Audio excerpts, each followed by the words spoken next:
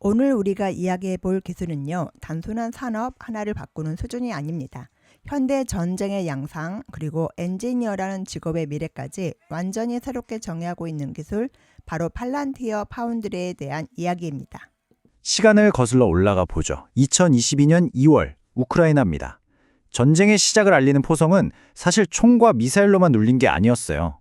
그 이면에서는 보이지 않는 또 다른 전쟁, 바로 정보와 데이터의 전쟁이 시작되고 있었죠. 당시 가장 큰 문제가 뭐였냐면요. 바로 사일로화된 데이터였어요. 생각해보세요. 국방도 시스템에는 적군 위치가 뜨고 나토가 보내준 위성 이미지도 있고 NGO는 민간인 피해 상황을 보고하고 군수물자는 또 다른 시스템으로 관리되고 이 모든 정보가 제각각 따로 놀면서 서로 소통이 안 됐던 겁니다. 그 결과 적이 어디 있는지 뻔히 보이는데도 어느 부대를 보내야 할지, 민간인을 어디로 대피시켜야 할지 이런 결정 하나하나에 정말 피 같은 시간들이 속절없이 흘러가고 있었던 거죠. 네, 바로 이겁니다. 전쟁이라는 극한의 혼돈 속에서 명확한 판단이 얼마나 강력한 무기인지, 이게 정말 생사가 걸린 문제라는 걸 이 한 문장이 보여주고 있죠. 이게 바로 당시 우크라이나가 처했던 딜레마를 정확히 짚어내는 질문입니다. 나를 지켜줘야 할 정보가 너무 흩어져 있어서 오히려 나의 약점이 되어버리는 상황이었던 거죠. 바로 이 절체절명의 순간에 팔란티어가 등장합니다. 그리고 이 모든 데이터 혼돈에 대한 해답으로 자신들의 플랫폼 파운드리를 제공하게 되죠. 파운드리가 가져온 변화는 정말 이제 극적이었습니다.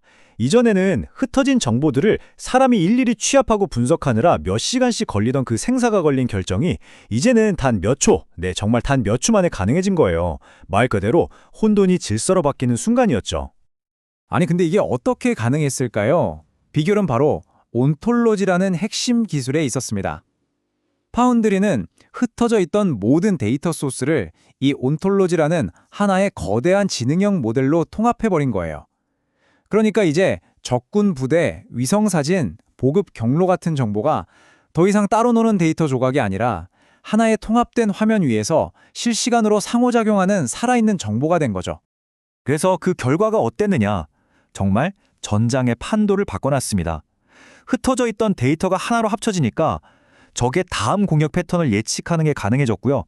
보급 경로를 최적화해서 무려 70%나 더 빠르게 물자를 수송할 수 있게 됐습니다. 민간인 피해 상황 파악도 훨씬 신속해졌죠.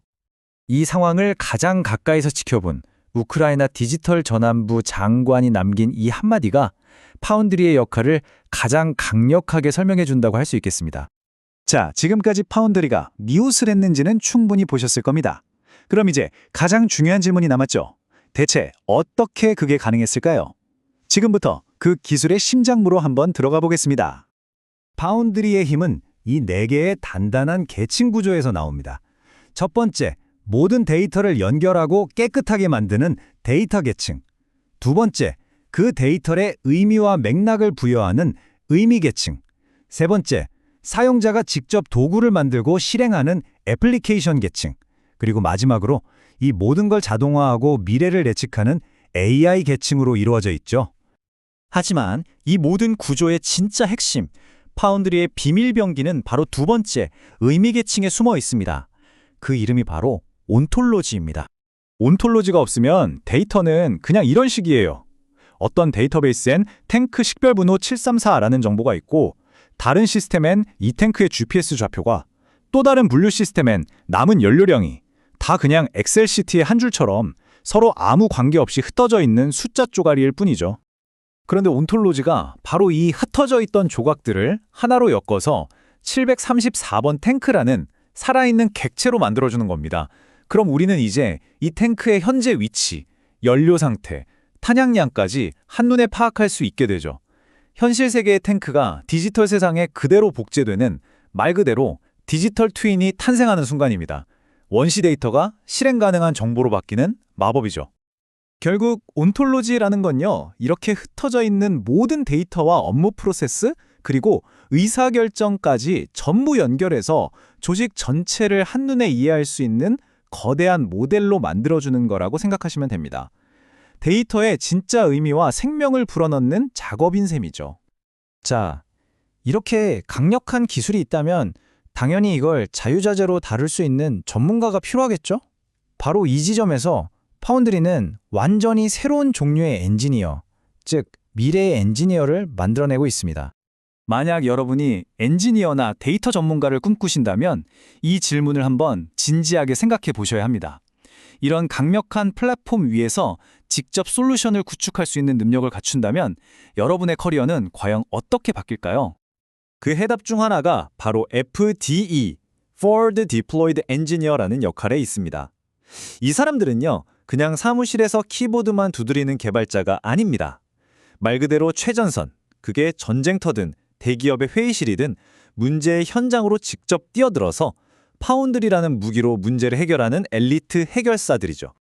그럼 일반 데이터 엔지니어랑 뭐가 다르냐 한번 보시죠. 보통 데이터 엔지니어는 파이썬, SQL, 스파크 같은 핵심 기술을 다루잖아요.